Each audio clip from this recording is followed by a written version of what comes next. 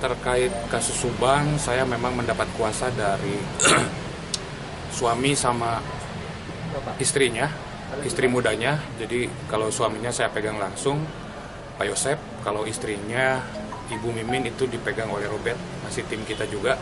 Jadi kita bentuk 2 tim untuk pembelaan, karena memang kita melihat ya ada kejanggalan terutama di masalah opini yang terbentuk begitu rupa menyudutkan klien kami, Pak Yosep dan Ibu Mimin.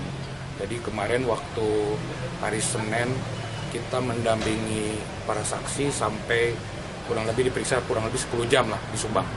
Itu yang kita lakukan hari Senin kemarin. Oh, indikasinya opini jadi tersangka loh, bagaimana si sang suami?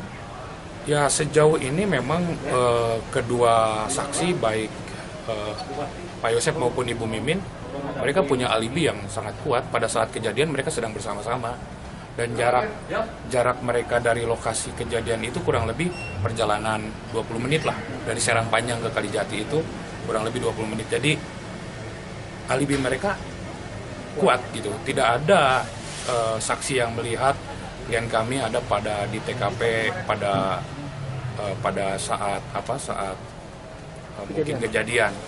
Nah, salah satunya Pak Yosep itu jam 7 lebih Pak Yosep datang ke rumahnya, ke rumah istri tuanya, dan dia melihat posisi rumah sudah terbuka, kemudian dia masuk, ternyata kosong dan sudah ada bercak darah, baru dia keluar lagi minta tolong kepada tetangga. Dia pikir awalnya ada perampokan atau ada penculikan. Itu kurang lebih jam 7 lebih seperempat, Pak. Jadi kalau lihat, saya pikir alibinya tidak terkait dengan permasalahan ini, baik Pak Yosep maupun Ibu Mimin. Tapi selebihnya kita serahkan ke pihak penyidik, karena hasil Inapis Polda hari ini belum dikeluarkan atau belum disampaikan apakah DNA, sidik jari ataupun yang lain terkait dengan para saksi yang diperiksa dengan korban yang ada ataupun TKP. Kalau hubungan saksi sama korban gimana? Baik atau?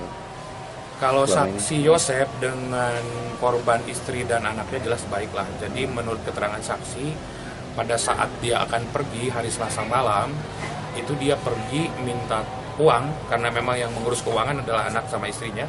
Dia minta uang untuk beli bensin, karena dia memakai motor dari Ciseti atau Jalan Cagak ke daerah Serang Panjang. Dia diberikan uang sama korban anaknya itu 20.000, gitu kan. Langsung berangkat ke rumah istri mudanya. Jadi sebelum berangkat tidak ada masalah. Bahkan saya dengar hari Minggu atau hari Sabtunya mereka masih pergi praktis golf, karena senang main golf ini dua-duanya gitu. Istrinya juga maupun istri tuanya maupun dengan saksi Yosep. Jadi tidak ada masalah. Kemudian dengan anaknya pun tidak ada masalah. Semuanya baik-baik saja.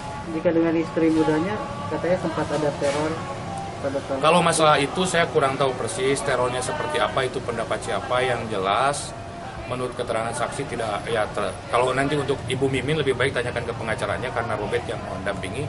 Tetapi kalau untuk Pak Yosep tidak mengetahui apakah ada teror dari istri mudanya terhadap istri tuanya.